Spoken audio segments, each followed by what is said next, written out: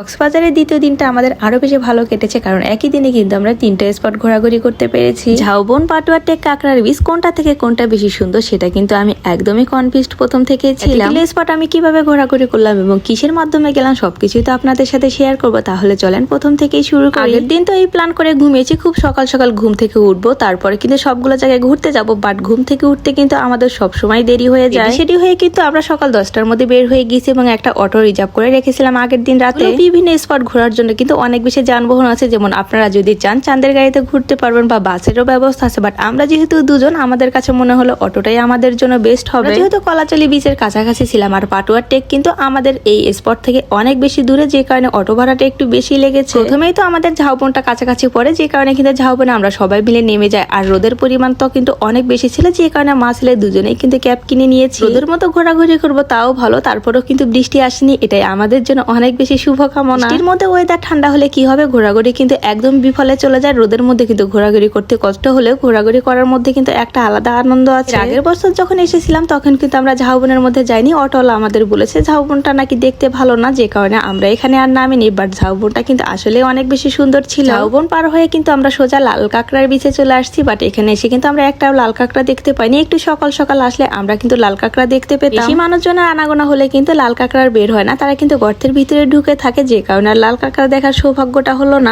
বিচে এসে কাঁকড়া দেখতে না পেরেও কিন্তু আমরা ঝাউবনে কিন্তু অনেক সুন্দর সুন্দর ছবি উঠেছি ক্যামেরাম্যান দিয়ে। এটা একটু পরে আপনাদের সাথে শেয়ার করবো। ছবিগুলো দেখলে আপনারা বুঝতে পারবেন কত সুন্দর ছবি উঠেছে। আর ক্যামেরাম্যানটা কিন্তু অনেক বেশি লয়াল ছিল, তাকে আমরা বলেছিলাম 20টা ছবি তুলতে। আমাদের 30টার মতো ছবি উঠেছে। এরকম ক্যামেরাম্যান পাওয়া কিন্তু কক্সবাজারে গিয়ে অনেক বেশি ভাগ্যের ব্যাপার। কক্সবাজারের ক্যামেরাম্যান গুলো কিন্তু অনেক বেশি ফল্ট হয়, তারা কিন্তু একটা ছবির বদলে কিন্তু 2-4টা ছবি তুলে ফেলে। তারপরে যখন অনেকগুলো ছবি হয়ে যায় তখন কিন্তু তারা সবগুলো ছবি নিতে বাধ্য করে। যাই হোক, ঝাউবন এবং কাঁকড়ার বীজ পার হয়ে কিন্তু আমরা এখন চলে আসছি আমাদের গন্তব্যে, মানে পাটুয়ার টেক। পাটুয়ার টেক বীজটা কিন্তু আসলে কিন্তু অনেক বেশি সুন্দর। অন্য বীচে কিন্তু আপনি এরকম পাথর দেখতে না পেলেও এই পাটুয়ার টেকে কিন্তু আপনি বড় বড় পাথর দেখতে পাবেন। ওয়েদারটা কিন্তু অনেক বেশি গরম, তারপরে কিন্তু গরমের মধ্যে ঘোরাঘুরি করতে আমার তো অনেক বেশি ভালো লাগছিল। এদিকে দেখি এখানে ভাইরাল আনারকলি ফল বিক্রি হচ্ছিল 20 টাকা দরে। 20 টাকা দিয়ে আমি আনারকলি ফল পাবো এটা তো আমি কখনো চিন্তাও করিনি। এর আগের বছর যার কারণে আমি কক্সবাজারে এসেছিলাম তখন তো একটা করে আনারকলি ফল ওনারাই যাচ্ছিল 150 টাকা করে। ভাইরাল জিনিস যখন কম দামে পেয়ে গেলাম তখন তো এটা ট্রাই না করলে অনেক বেশি মিস হয়ে যেত, যে কারণে আমি একটা ট্রাই করলাম। বাট আমার কাছে কিন্তু একটুও ভালো লাগেনি এই ফলটা খেতে। অনেক রোদের মধ্যে ঘোরাফেরা করতে করতে তো অনেক বেশি টায়ার্ড হয়ে গিয়েছি, যে কারণে রিজিকের বাবাকে বলে আমরা দুজনে মিলে কিন্তু ডাব খেয়ে নিলাম। আর এদিকে আমার রিজিকের জন্য মুড়ি নিয়েছি। পাটুয়ার টেকের অনেক সুন্দর সুন্দর দৃশ্য আমার ফোনে এখনো রয়েছে, সেগুলো আমি নেক্সট ভিডিওতে আপনাদের সাথে অবশ্যই শেয়ার করবো। এমনিতেই কিন্তু আমার ভিডিওটা অনেক বেশি বড় হয়ে যাচ্ছে।